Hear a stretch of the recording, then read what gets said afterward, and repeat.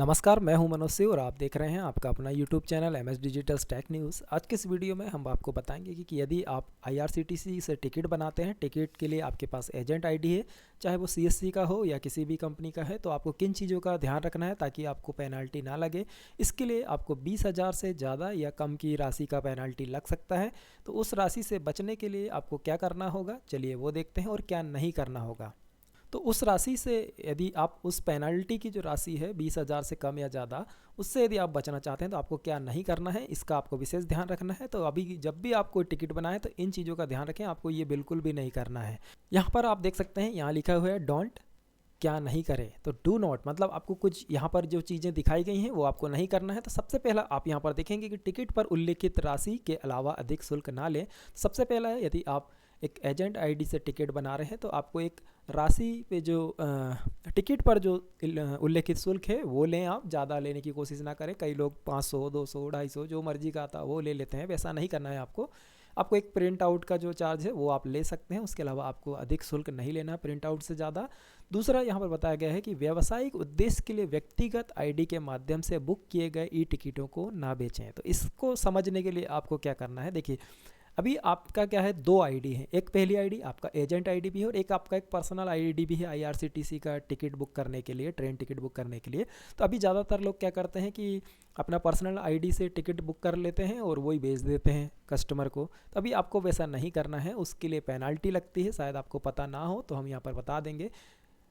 यहाँ पर हम बता देते हैं कि आपको उसके लिए जुर्माना लगता है। अभी आप सोचेंगे कि हमने तो एक टिकट बेचा है, अभी कौन पकड़ेगा। ऐसा नहीं है। आप 10 साल पहले भी आपने यदि कोई टिकट बनाया है वो भी यहाँ से चेक हो जाता है। आईआरसीटी से रेलवे जो आरपीएफ है वो चेक कर लेता है कि आपने 3 साल पहले किसको टिकट बेचा है। इसलिए बिल्कुल भी इस पर भ्रम पर मत रहिए कि आप टिकट बेचेंगे तो कोई नहीं पकड़ेगा। आपका 3 साल पुराना टिकट भी निकाल लेंगे वो लोग कि हाँ ये ने इस आईआरसीटी से अपना जो पर्सनल अकाउंट है उससे टिकट बेचे हैं और एजेंट आईडी से नहीं बेचा हुआ है। इसलिए क्या करना है आपको, जब भी आप किसी का टिकट बनाते हैं तो आपको एजेंट आईडी से बनाना है, बाहरी व्यक्तियों की, कस्टमर की। हाँ, लेकिन यदि आप खुद के ब्लड रिलेशन में यदि किसी की टिकट बनाते हैं, घर में जिसका भी आप परिवार के जितने भी लोग हैं उनका टिकट यदि आप बनाते हैं तो आप उसके लिए इसको यूज़ ना करके अपनी पर्सनल आईडी से टिकट बना सकते हैं।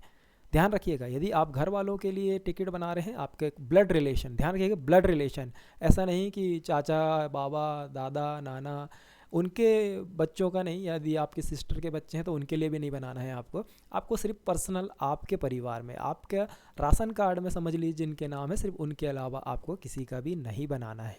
ब्लड रिलेशन ध्यान रखिएगा, भाई बहन घर में उन लोगों का या मम्मी पापा का या बच्चों का, उनका आप बना सकते हैं। तीसरा, हाँ दूसरा, यहाँ पर यदि आप ये दोनों चीज़ों का ध्यान नहीं रखते हैं, ये यदि आप ऐसा यहाँ पर करते हैं, इसको गलती को दोहराते हैं, तो यहाँ पर आप देख सकते हैं आपको 20,000 से कम या ज़्यादा का प्रति केस, पर केस पर आपको यहाँ पर पेनल्टी आईआरसीटीसी के द्वारा लगाई जाएगी और आपकी आईडी भी ब्लॉक कर दी जाएगी। ये दो चीज़ों का ध्यान रखिएगा। तीसरा आप देखेंगे यहाँ पर अपने आईआरसीटीसी एजेंट क्रेडेंशियल को किसी के साथ साझा ना करें। मतलब यदि आपने आपके नाम से एजेंट आईडी ली है तो आप किसी और को ना दें उसे चलाने के लिए, ये यहाँ पर बताया गया। टिकटों का ट्रांसफ़र या पुनः विक्रय ना करें। तो टिकट को किसी को भी आपको ट्रांसफ़र नहीं करना है या उसको दोबारा किसी को नहीं बेचना है आपको, ये चीज़ों का ध्यान रखना है। यहाँ ये जो रेलवे के नियम की जो धारा है 142, उसके लिए दंडनीय अपराध है ये दोनों, यदि आप काम करते हैं तो। तीसरे, अभी यहाँ पर ये दो भाग हो गए। अभी थर्ड में देखेंगे आप, किसी भी रूप में या प्रिंट मीडिया पर आईआरसीटीसी लोगों का प्रयोग ना करें। मतलब अभी देखेंगे आप कि यूट्यूब वीडियो में आप आईआरसीटीसी का लोगो डाल देते हैं या चैनल में कहीं भी थंबनेल में, तो ये एक उल्लंघन है, ये आपको नहीं करना है, इसका ध्यान रखना है आपको। इसके बाद इलेक्ट्रॉनिक आरक्षण पर्ची ईआरएस को मॉडिफाई, बदल, छेड़छाड़ ना करें।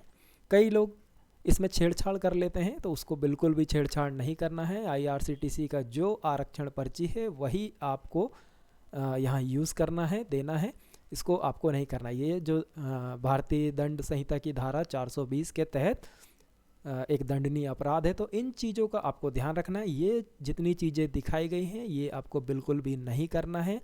इसके लिए आपको जेल भी जाना पड़ सकता है, साथ ही आपको यहाँ पर पेनल्टी तो लगेगी, इसके अलावा आपको जेल भी जाना पड़ सकता है। तो ये ध्यान रखिएगा। इस वीडियो में हमने आपको ये बताया कि आपको क्या नहीं करना है। एक टिकट बनाते समय आपको किन बातों का ध्यान रखना है, एजेंट आईडी और पर्सनल आईडी में ये यहाँ पर दिखाया गया है। तो इन चीज़ों को ध्यान में रखते हुए ही आपको टिकट बनाना है। ये यदि आपको नोट करके रखना है कहीं तो नोट करके रख लीजिए आप ये चीज़ों को, और ध्यान में रखिए कि आप जब भी टिकट बनाएं ये आपके दिमाग में, आपके माइंड में ये चीज़ होना चाहिए कि आपको ये सब चीज़ें नहीं करना है। और बाकायदा आप कहीं से भी टिकट बनाएं, ऐसा नहीं है कि सीएससी से यदि आप टिकट बना रहे हैं एजेंट आईडी से तो उसके लिए है, आप किसी भी कंपनी से यदि आपने आईआरसीटीसी का एजेंट आईडी ले रखा है और यदि आप उसके बाद भी ऐसा ये जो उल्लंघन का काम है ये करते हैं तो आपको यहाँ पर देख सकते हैं 20,000 से ज़्यादा कि या कम जो भी है पर केस आपको पेनल्टी तो लगेगी, साथ में आपको सज़ा भी हो सकती है। तो उम्मीद है हमारी ये जो बताई हुई जानकारी आपको ज़रूर पसंद आई होगी। पसंद आई हो तो वीडियो को लाइक शेयर जरूर कर दीजिएगा, साथ ही चैनल को सब्सक्राइब करना बिल्कुल भी नहीं भूलिएगा। चलिए फिर मिलेंगे नेक्स्ट वीडियो में किसी अच्छी सी नई जानकारी के साथ।